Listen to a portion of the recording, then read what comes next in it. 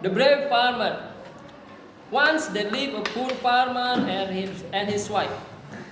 One stormy night, the farmer went out to search for his cow. He couldn't see very well because of the darkness and the rain. But at last he found the animal. He took it home and tied it to a pole in front of his house. The next morning, the farmer's wife was shocked. Husband, there is a tiger tied to the pole outside our house, she screamed. Sure enough, a huge tiger was tugging at the rope. The farmer turned pale with fright. I thought it was my cow, he said.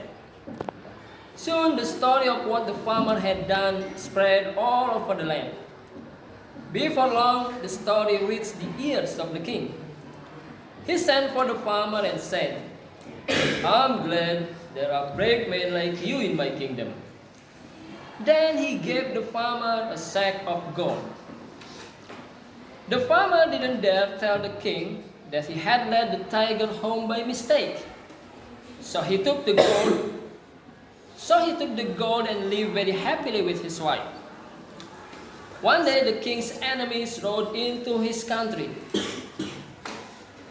The king at once sent for the farmer and said, You are the bravest man in my kingdom. I want you to lead my army into battle. I'll give you my own horse to ride. The farmer had never been so scared in his life, but he didn't dare refuse the king.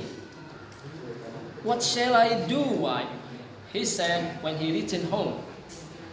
I don't even know how to ride a horse. How can I lead hundreds of men into battle? Oh, if only I'd told the truth about the tiger. Soon, the king's horse arrived. It was a fine-looking animal. It tossed its head and rolled its eyes at the nervous farmer. Try it, get onto its back, the farmer's wife whispered. Then I'll tie you to the saddle so you won't fall off. After trying many times, the farmer managed to get onto the horse's back. His wife tied him firmly to the saddle. Then, before the farmer could stop it, the horse galloped up towards the enemy camp. The frightened farmer held on tightly. The nearer the horse got to the camp, the more afraid the farmer grew. At last, he tried to stop the horse by grabbing at a young tree.